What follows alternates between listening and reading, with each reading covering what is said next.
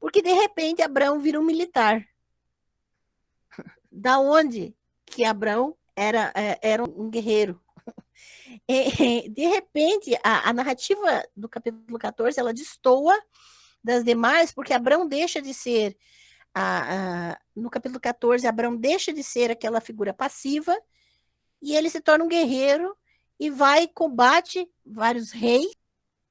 De repente, Abraão aparece numa época em que não haviam necessariamente muitos reinados, porque os povos e as cidades que são narradas na narrativa de Abraão não existiam na antiguidade.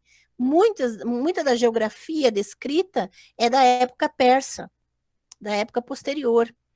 Então, a gente vai ver que algumas coisas não parecem encaixar, apesar de que alguns desses reis, que na narrativa do capítulo 14 são mencionados, existem algumas similaridades com histórias antigas de reis poderosos, mas é tudo mito, né? Então, é como a gente não tem exatidão nessas origens.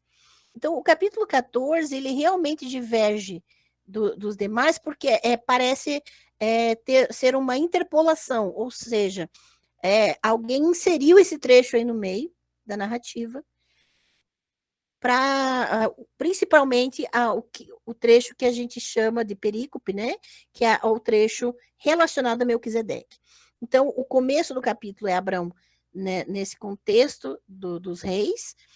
De repente, a narrativa para e introduz a figura de Melquisedeque.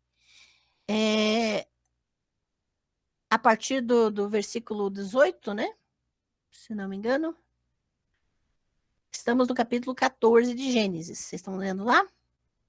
Então, Melquisedeque surge. Um homem chamado Melquisedeque é denominado rei de Salém. Ninguém sabe, né? Quem é a figura exatamente. Existem várias teorias a respeito de Salém, mas uma delas é que estaria se relacionado à cidade de Jerusalém, só que lembrando que essa cidade não existia nessa época. Também essa cidade foi conquistada posteriormente, era uma cidade que mais tarde era dos jebuseus e foi, na narrativa bíblica, ela foi conquistada por Davi. Tá? Então, não tem, essa cidade, Jerusalém não existia nessa época, então vamos entrar no jogo do narrador. Melquisedeque era um rei sacerdote de Salém. E ele faz uma bênção. Muito bem, aí os tradutores deixam a gente bem na mão, tá? Porque esse termo que é traduzido por Deus Altíssimo é El Elyon. Tá? Então, o termo hebraico é El Elyon, e Elyon é uma divindade dos céus. Beleza? E aí, por isso que eu realmente indico essa tradução aqui. Ela não é perfeita, lembrem que não existe tradução perfeita, tem problemas.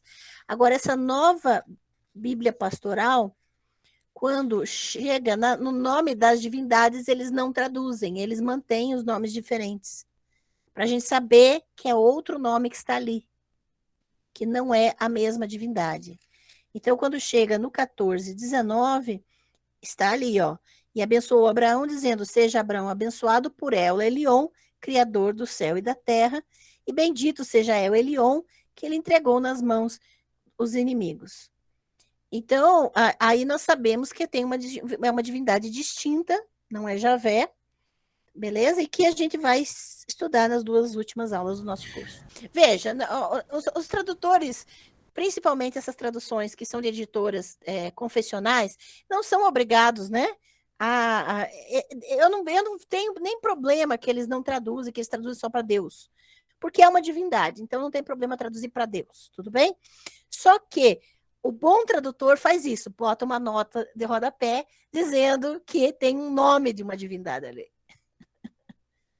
O bom tradutor, ele vai colocar nota explicativa, ele vai dizer que a tradução dele é incompleta.